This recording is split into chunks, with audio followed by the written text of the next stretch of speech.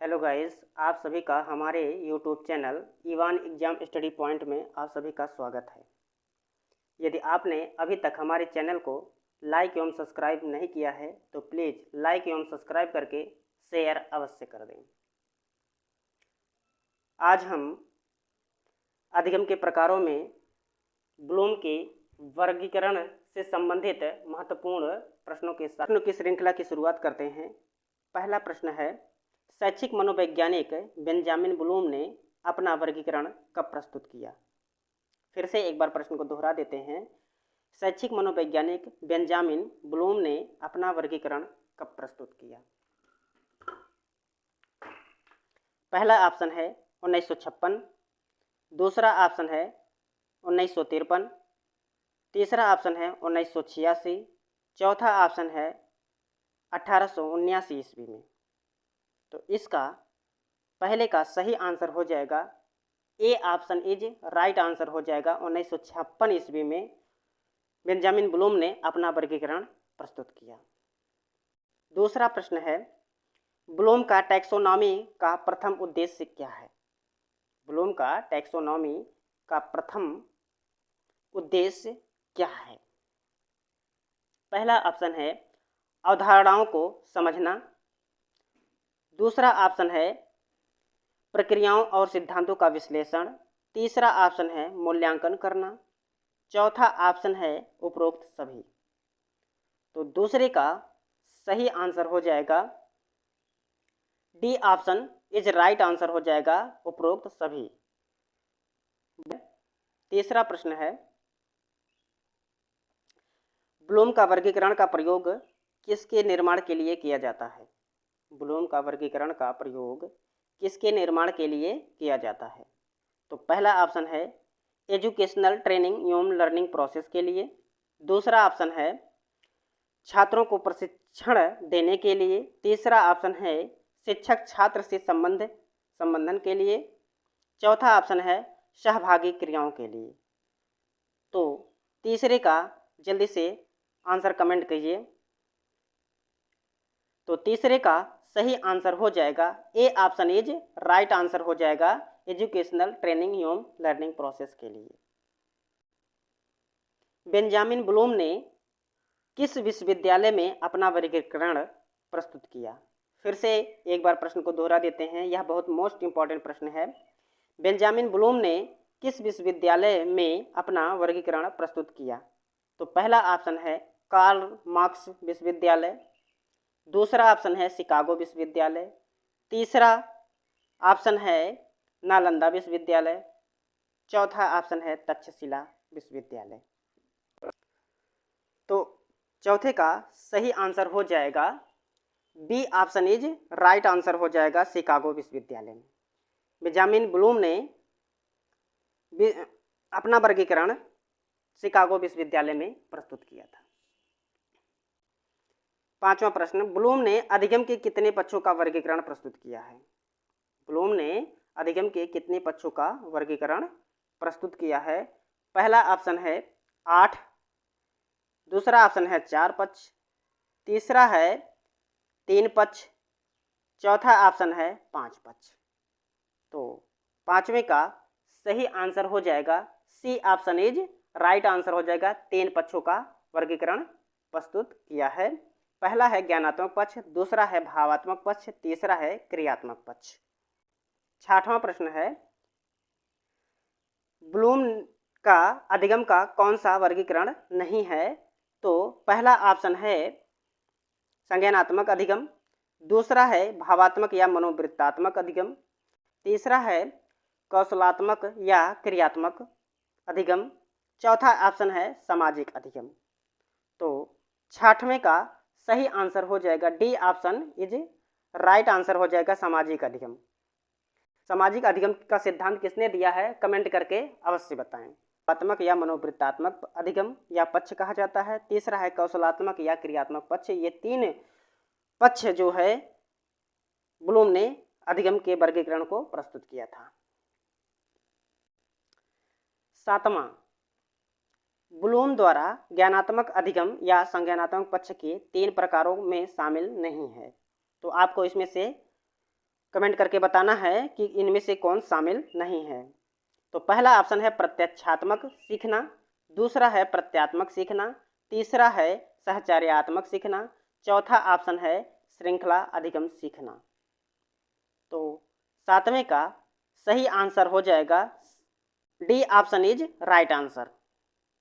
D option is right answer हो जाएगा, श्रृंखला अधिगम, जो ब्लूम के द्वारा ज्ञानात्मक अधिगम या संज्ञानात्मक पक्ष के 3 प्रकारों में शामिल नहीं है।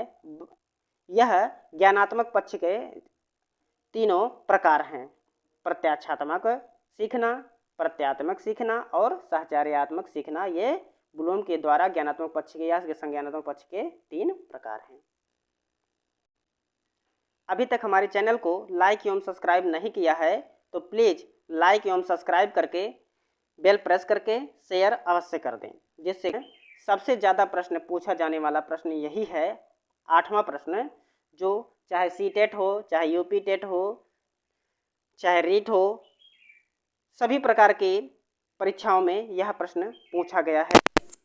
ब्लूम के ज्ञानात्मक या संज्ञानात्मक पक्ष के चरण का सही क्रम कौन सा है? तो पहला ऑप्शन है बोध, ज्ञान, प्रयोग, विश्लेषण, संश्लेषण, मूल्यांकन। दूसरा ऑप्शन है बोध, विश्लेषण, ज्ञान, प्रयोग, संश्लेषण, मूल्यांकन। तीसरा ऑप्शन है ज्ञान, बोध, प्रयोग, विश्लेषण, संश्लेषण, मूल्यांकन। चौथा ऑप्शन है इनमें से कोई नहीं। तो 8वें का सही आंसर हो जाएगा आपका C option is right answer हो जाएगा, क्योंकि ब्लूम ने अपने ज्ञानात्मक पक्ष के चरण, पहला चरण ज्ञानात्मक पक्ष, बोध, इसके बाद प्रयोग, विश्लेषण, संश्लेषण, इसके बाद अंतिम चरण इनका मूल्यांकन था। 9वां प्रश्न, ब्लूम के संज्ञानात्मक पक्ष के किस चरण में बालक परिभाषा देना, उसे पहचानना, सूची बनाना, रेखांकन करना, प्रत्यात्मक स्मरण करना आदि क्रियाएं कराई जाती हैं? तो पहला ऑप्शन है ज्ञान, दूसरा है बोध, तीसरा है प्रयोग, चौथा है विश्लेषण। तो इनमें आंसर हो जाएगा A option is right answer हो जाएगा। 9वें का A option is right answer हो जाएगा। अगला प्रश्न, ब्लूम के संज्ञानात्मक पक्ष का अंतिम चरण कौन सा है? फिर से एक बार प्रश्न को दोहरा देते हैं, ब्लूम के संज्ञानात्मक पक्ष का अंतिम चरण कौन सा है? तो पहला है प्रयोग, दूसरा है विश्लेषण, तीसरा है मूल्यांकन, चौथा है इनमें से कोई नहीं। तो 10वें का सही आंसर हो जाएगा C option is right answer हो जाएगा, मूल्यांकन। मूल्यांकन ब्लूम के संज्ञानात्मक पक्ष का अंतिम चरण है। 11वां प्रश्न, एनसीईआरटी द्वारा शिक्षण उद्देश्य का सही क्रम कौन सा है?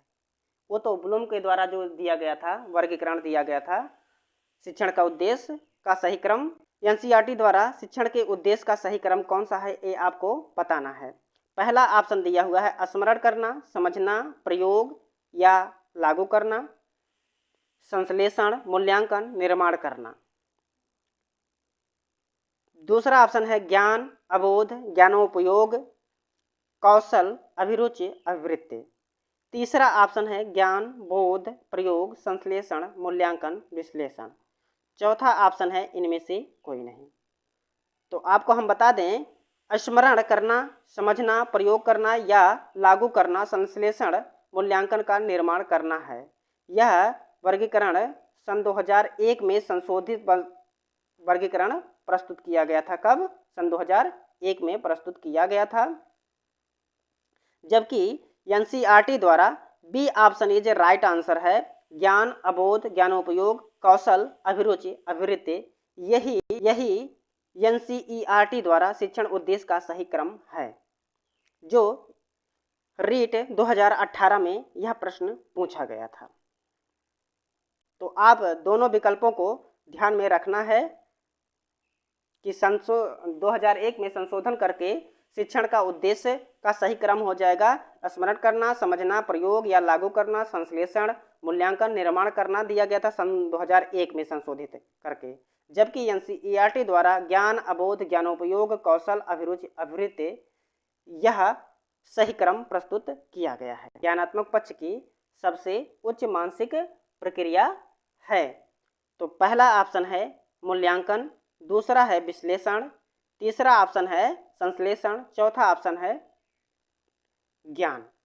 तो इसका ब्राह्मण का सही आंसर हो जाएगा A option is right answer हो जाएगा।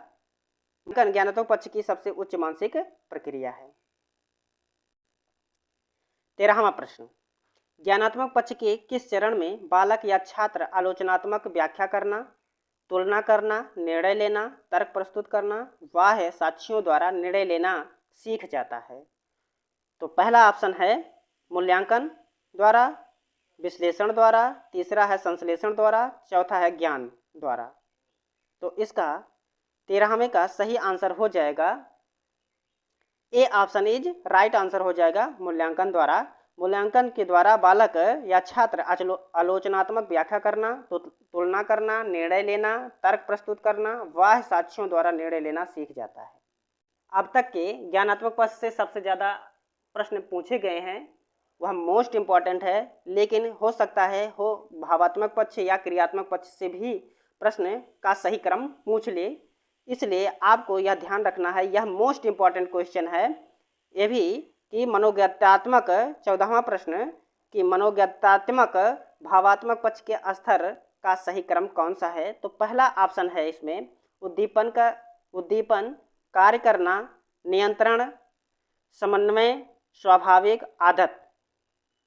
14वां प्रश्न बी ऑप्शन अनुकरण, अनुक्रिया, अनुमूल्यन, संप्रत्यय, संगठन, चारित्रीकरण। सी ऑप्शन है ज्ञान, बोध, ज्ञानोपयोग, कौशल, अभिरुचि, अभिवृत्ति। चौथा ऑप्शन है उपरोक्त सभी। तो इसका 14वें का सही आंसर हो जाएगा आपका B option is right answer हो जाएगा। भावात्मक पक्ष के स्तर का सही क्रम है अनुकरण, अनुक्रिया, इसके बाद अनुमूल्यन, इसके बाद संप्रत्यय सीखना, इसके बाद संगठन, इसके बाद लास्ट में चारित्रीकरण है। प्रथम पूछा जाए स्तर कौन सा है भावात्मक पक्ष का, प्रथम स्तर कौन सा है? तो अनुकरण, और अंतिम स्तर पूछा जाए तो चारित्रीकरण होता है। 15वां प्रश्न, मनोवृत्तात्मक अधिगम सिद्धांत का प्रतिपादन 1964, यहाँ पर होना चाहिए था 1964 होना चाहिए, 1964 होना चाहिए था, में किसने किया? कह रहा मनोवृत्तात्मक अधिगम या भावात्मक पक्ष का अधिगम सिद्धांत का प्रतिपादन 1964 में किसने किया था? तो पहला ऑप्शन है ब्लूम ने, दूसरा ऑप्शन है करथवाल ने, तीसरा ऑप्शन है मसीहा ने, चौथा ऑप्शन है उपरोक्त सभी ने। तो 15वें का सही आंसर हो जाएगा आपका D option is right answer हो जाएगा। मनोवृत्तात्मक अधिगम सिद्धांत का प्रतिपादन 1964 में ब्लूम, करथवाल, मसीहा तीनों मनोवैज्ञानिकों ने मिल करके इसका प्रतिपादन किया था। भावात्मक पक्ष इस प्रकार के अधिगम का संबंध किससे होता है? ज्ञान से होता है, कौशल से होता है, कोमल भावनाओं से होता है? तो इनमें से कोई नहीं। 16वें का सही आंसर हो जाए कोमल भावनाओं से। भावात्मक पक्ष का संबंध जो होता है कोमल भावनाओं से होता है। 17वां प्रश्न, क्रियात्मक पक्ष या कौशलात्मक पक्ष। अगर प्रश्न में क्रियात्मक पक्ष ना दे करके कौशलात्मक पक्ष दे तब भी वही क्रियात्मक पक्ष को ही माना जाता है। यहाँ पर थोड़ा सा मिस्टेक हो गया है, यहाँ पर क्रियात्मक पक्ष होना चाहिए था, ठीक है, संशोधन आप कर लीजिएगा। क्रियात्मक पक्ष या कौशलात्मक अधिगम का वर्गीकरण 1969 में तथा पुनः संशोधन 1972 में किसने किया? तो पहला ऑप्शन है ब्लूम, दूसरा ऑप्शन है सिम्पसन महोदय ने, तीसरा ऑप्शन है करथवाल महोदय ने, चौथा ऑप्शन है मसीहा ने। 17वें का सही आंसर हो जाएगा B option is right answer हो जाएगा। सिम्पसन महोदय ने ही क्रियात्मक पक्ष के वर्गीकरण का 1969 में तथा पुनः संशोधन 1972 में किया था। 18वां प्रश्न, अधिगम के किस पक्ष में बालक कला में, संगीत में, नृत्य, मॉडल बनाना, हस्तशिल्प, ड्राइंग आदि कौशलों की निपुणता प्राप्त की जाती है। तो पहला ऑप्शन है ज्ञानात्मक पक्ष में, दूसरा ऑप्शन है मनोवृत्तात्मक पक्ष, तीसरा ऑप्शन है कौशलात्मक या क्रियात्मक पक्ष, चौथा ऑप्शन है डी उपरोक्त सभी। तो इसका 18वें का सही आंसर हो जाएगा आपका ऑप्शन इज राइट आंसर हो जाएगा कौशलात्मक पक्ष या क्रियात्मक पक्ष में बालक कला में, संगीत में आदि कौशलों की निपुणता प्राप्त की जाती है। 19वां प्रश्न, क्रियात्मक पक्ष का कौन सा चरण है? अब तक भावात्मक पक्ष का आपने चरण देखा, अब क्रियात्मक पक्ष का भी चरण देख लीजिए। हो सकता है भविष्य में यह प्रश्न पूछा जा सके, इसलिए आपको ध्यान में रखना है कि क्रियात्मक पक्ष या भावात्मक पक्ष या ज्ञानात्मक पक्ष का सही क्रम क्या है, तो आप इसका ध्यानपूर्वक अवलोकन करेंगे। ऑप्शन है क्रियात्मक पक्ष का कौन सा चरण है, तो पहला ऑप्शन है समन्वय, नियंत्रण, कार्य करना, उद्दीपन, आदत। दूसरा ऑप्शन है उद्दीपन, कार्य करना, नियंत्रण, समन्वय, स्वाभाविक, आदत। तीसरा ऑप्शन है क्रियात्मक पक्ष का उद्दीपन, कार्य करना, आदत, नियंत्रण, समन्वय, स्वाभाविक। चौथा ऑप्शन है उपरोक्त सभी। तो 19वें का सही आंसर हो जाएगा आपका B option is right answer हो जाएगा, क्योंकि क्रियात्मक पक्ष का यह सही क्रम है। पहला क्रम है उद्दीपन, दूसरा है क्रम कार्य करना, तीसरा है नियंत्रण, चौथा है समन्वय, पांचवा है स्वाभाविक और छठवां है आदत। तो इसका सही क्रम आप याद रखेंगे। यदि आपने अभी तक हमारे चैनल को लाइक एवं सब्सक्राइब नहीं किया है तो प्लीज़ लाइक एवं सब्सक्राइब करके शेयर अवश्य कर दें। 20वां और आखिरी प्रश्न है, ब्लूम के ज्ञानात्मक पक्ष का तीसरा चरण कौन सा है? ब्लूम के ज्ञानात्मक पक्ष का तीसरा चरण कौन सा है? तो पहला है विश्लेषण, दूसरा है ऑप्शन प्रयोग, तीसरा है मूल्यांकन, चौथा है बोध। तो इसका सही आंसर हो जाएगा 20वें का सही आंसर हो जाएगा B option is right answer हो जाएगा। ब्लूम के ज्ञानात्मक पक्ष का तीसरा चरण प्रयोग है। पहला चरण ज्ञान, बोध, फिर तीसरा चरण प्रयोग है। यदि आपको यह वीडियो अच्छा लगा तो प्लीज़ लाइक एवं सब्सक्राइब करके बेल प्रेस कर दें, जिससे कोई भी नोटिफिकेशन आए तत्काल आप तक पहुँचे।